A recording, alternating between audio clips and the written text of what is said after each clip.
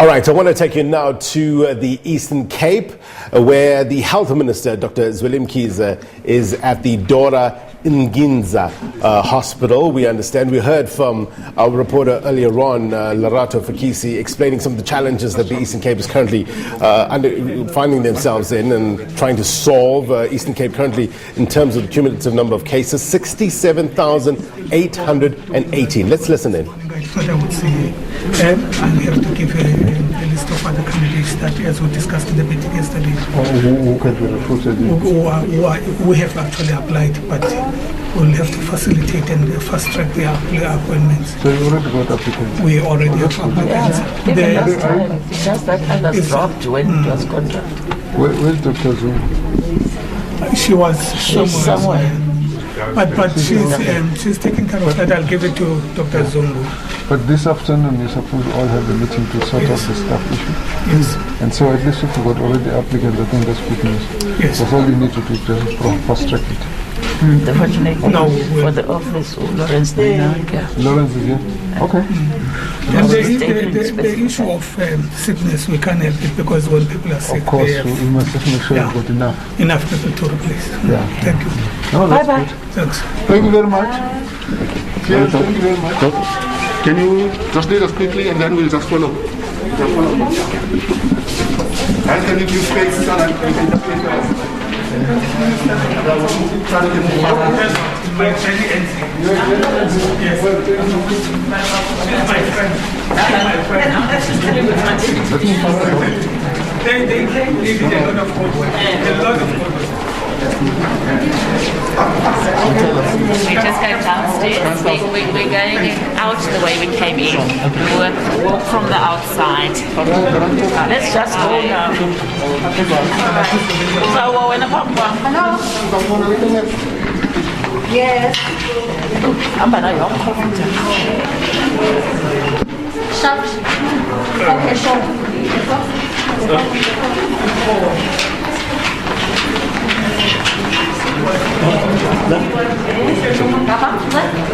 Oh, yes, that's it.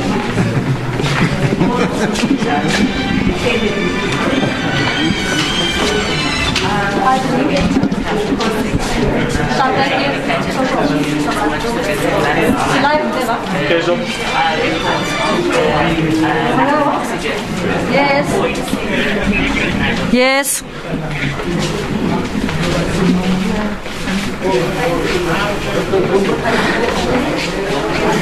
Hi.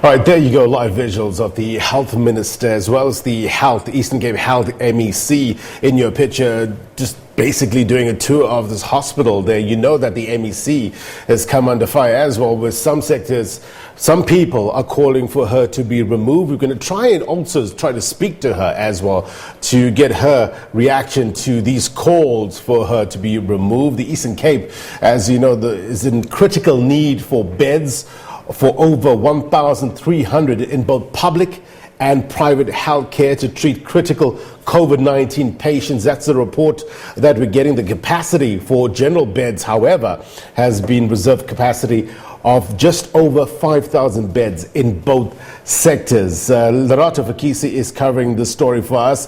Lerato, as the COVID-19 infections in the Eastern Cape surge, the province anticipates to reach its peak period in August and September, we're told. What's the projections?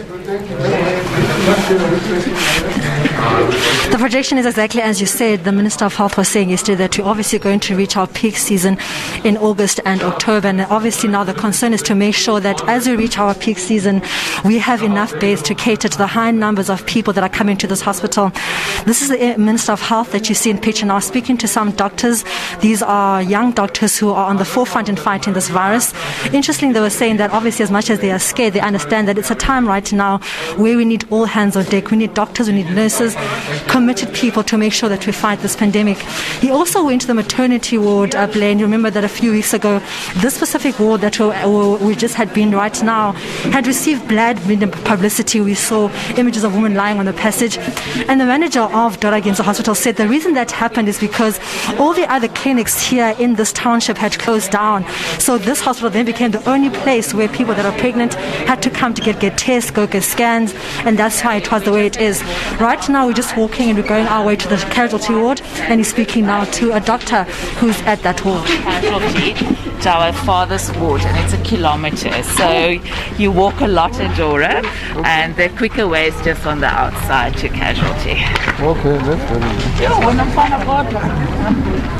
So we're making our way now to the casualty ward. We've just come out of the maternity ward, and like I said, Blaine, not as bad as it was 3 weeks ago, where we saw shots of women lying on passages. The CEO of this hospital saying that issue was because it was an influx of people coming from clinics which had closed down, but that issue obviously now turned around and looking much better than it did about 2 weeks ago. But as we are right now, we are walking to the casualty ward, another ward which has also been in the media for all the bad reasons, and we're hoping to see a better image when we arrive there just now with the Minister of Health. In short, right now you see Dr. Janine Kotsia. She is leading and the head doctor and the casualty ward, just having a chat with the Minister of Health. Our medical casualty and the trauma, and then the POC area. But after COVID started, we basically split the casualty in our respiratory and non-respiratory. So the red side and the green side, based on the symptoms. So the old POC is taking the brunt of the respiratory cases because of the internal medicine guys being more able to do so. But now on our casualty is actually very small. So now on the non-respiratory side, we have this mix of medical patients, psychiatric patients, trauma cases. But at least with the alcohol ban, the trauma has decreased. So it did with alcohol, with the ban, yes. Yeah, so we definitely saw the what decrease. Would you say your decrease is like? 10%, 100%, 50%, 50%? The 50% plus, 50%, definitely on the trauma side. Yeah, that's been a trend, 40 to 50% Exactly, reduction. exactly. And that also translates to reduction in the ICU Yes. and theatre. We're seeing the same thing. Yeah, with us we don't have an adult ICU, and our theatre is mainly used for the obstetric cases and pediatric surgery and burns. We don't have general surgery and orthopedic this side. It's still done at Livingston. Okay, but there's peace then at Casualty. Yes, at least there's peace at Casualty. Yeah, I think that one is very stressful. We had to find a way to relieve that, because it doesn't matter what you say, but that's really the one that makes it very difficult to manage. Most of your trauma patients don't allow time for you to take all the precautions and to screen and so on. You just have to worry about the bleeding. Exactly. Minister, this was one of the dilapidated wards that Department of Public Works came in to renovate. Yes. And we are now using this to house our COVID-19 PUIs and confirmed cases for pregnant patients. Okay, so how many beds? It's 38 beds.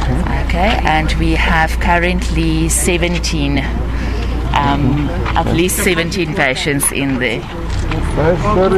Yeah, that's what I'm saying. It's one of the dilapidated, renovated areas. It was done quite quickly.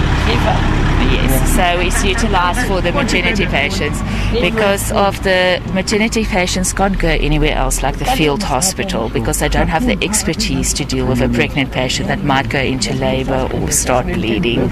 So they have to stay with us. Prof Mabenge? Dr. Zungu says he's already received the list of your applicants. Yes, it's here. It's here. Yes, Minister. So hopefully we can get the matter sorted out late today. Yes, I've already sent here the CTG story, the equipment as well. Doctors and the CTG, they are all already here. Oh, thank you I very will much. stay here until it's done, Minister. You'll stay here until it's done. I like that. Thank you. You can just Okay. continue. Okay. Yeah, well done. Let me see. You see the renovation of dilapidated building. It's a huge investment that we've seen, and then they've got certainly additional wards and beds and space. That's very good. So the same is done now on the other side. They've started work and they will renovate for us to have another 100 beds. So we'll have 138 beds. Then we'll have 138 specifically for COVID, and the oxygen supply will be better because we've asked specifically in that area to make sure that each bed has an oxygen point, because that is the cry, is the need for oxygenated beds. Okay. Then after that we open it to the casualty. Join the casualty. We will have. Okay. So do you have a sense of how many patients would be at casualty on a 24-hour basis? Usually in a 24-hour period we see around 100 patients, but just COVID related, they're saying that the turnover is around 20 to 50 patients a day in a 24-hour period. Okay. So there's space now to manage. Yep. Yes, sorry, we're still going straight.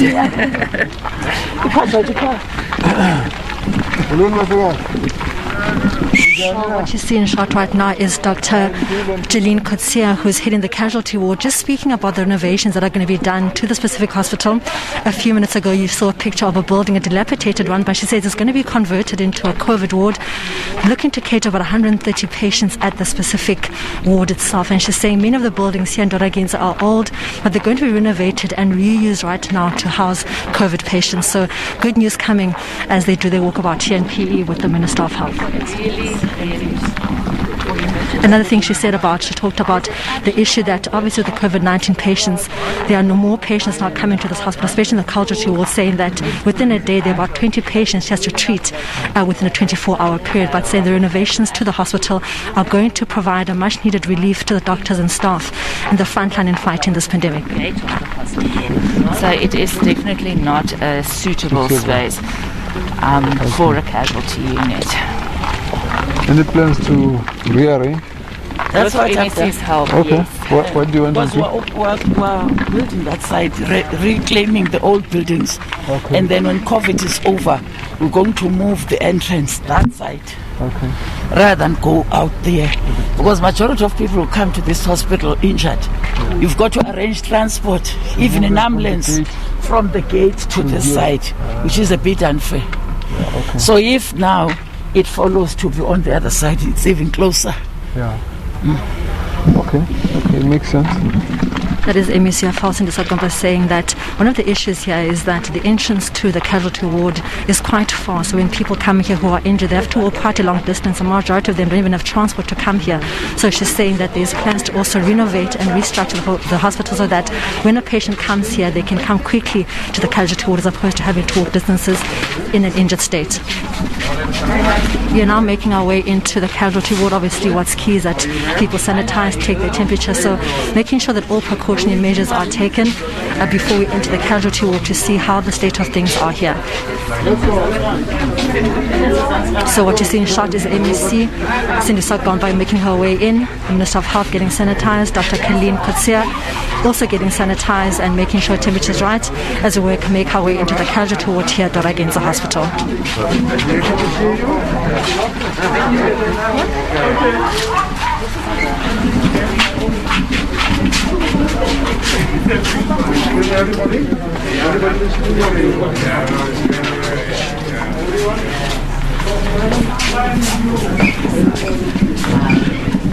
After triage, I don't know if you want to rather go to the respiratory side, where our problem is with the lack of oxygen points. Okay. We're now going to make our way to the respiratory side of the casualty ward. Dr. Nginza has said that this is an area where there is issues of oxygen, which has been an issue not only here at Dora Nginza Hospital, but Livingston Hospital as well. So she says she'd like to show the MEC that specific place because oxygen is such a critical factor in fighting this pandemic. So she wants to take the Minister of Health there to show him the struggle they are facing there with poor oxygen facilities, with the hope that as he sees a problem, more will be done to help the patients that are struggling with respiratory problems.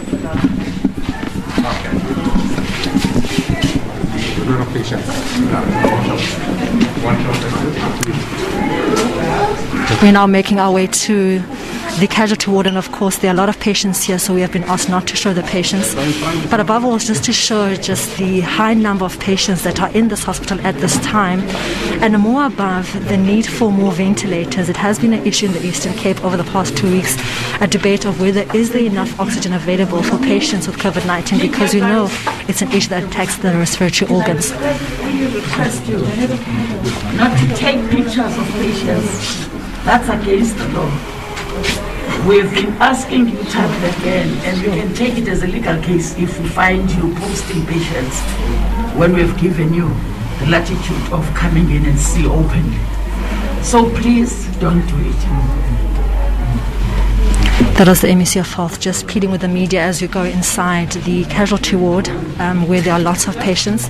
The issue here is the issue of poor oxygen, and she was just asking the media not to take in images of patients, something obviously that we are very much aware of and will not do, as it really is a violation of human rights.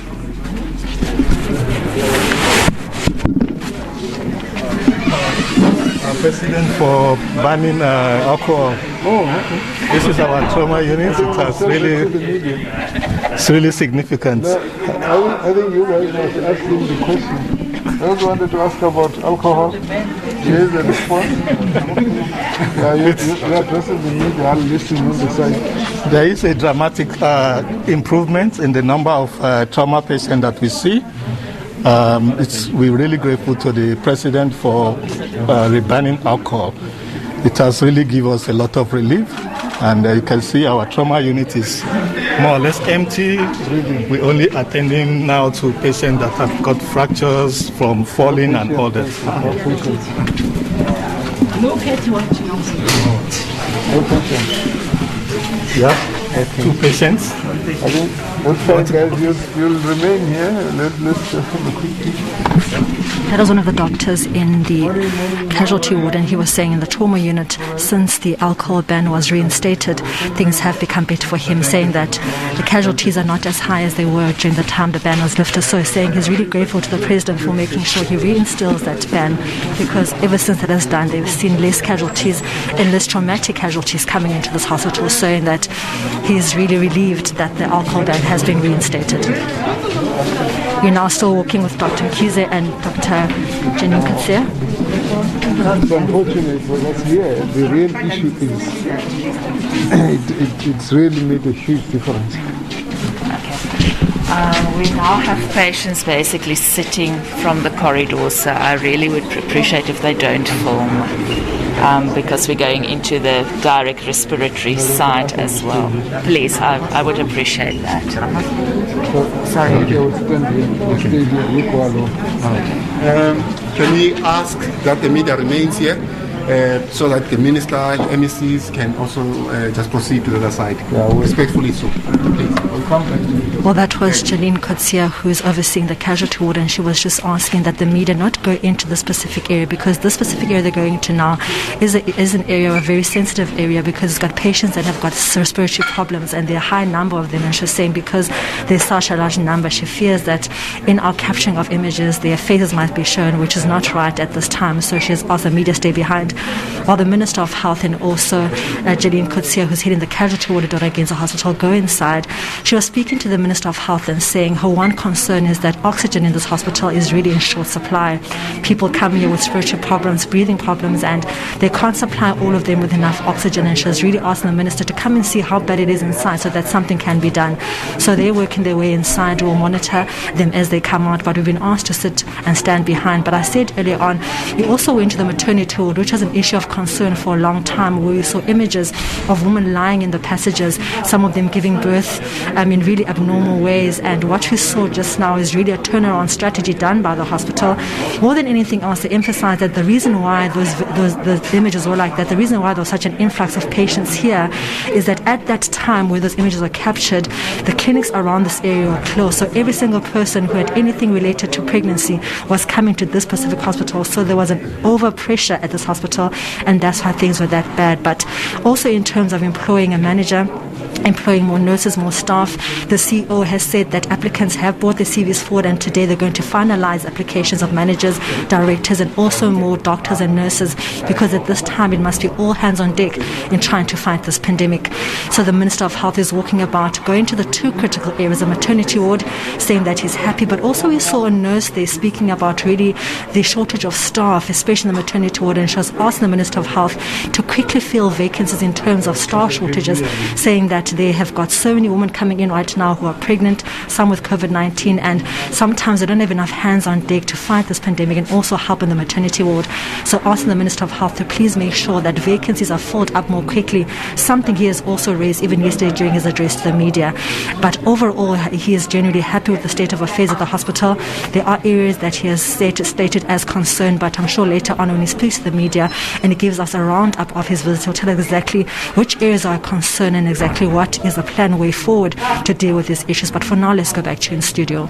Yeah, it's understandable that we need to protect the identity of those that are in the hospital, but we gain so much information with regards to that, just that short walk from one area to the other with regards to Dr. Kutsia as well as Minister Nginza. And something I picked up as well was with regards to the alcohol sale ban in terms of the trauma cases. Dr. Kutsia was saying that it has actually decreased by about 50%, a 50% plus reduction. Also something that Lerato picked up is that in a 24-hour period they see between 20 to 50 patients a day. Lack of oxygen points, a big issue there. Lerato, thank you very much indeed for your reporting. Great reporting there, giving us an insight to what's happening in that province and in particular that hospital.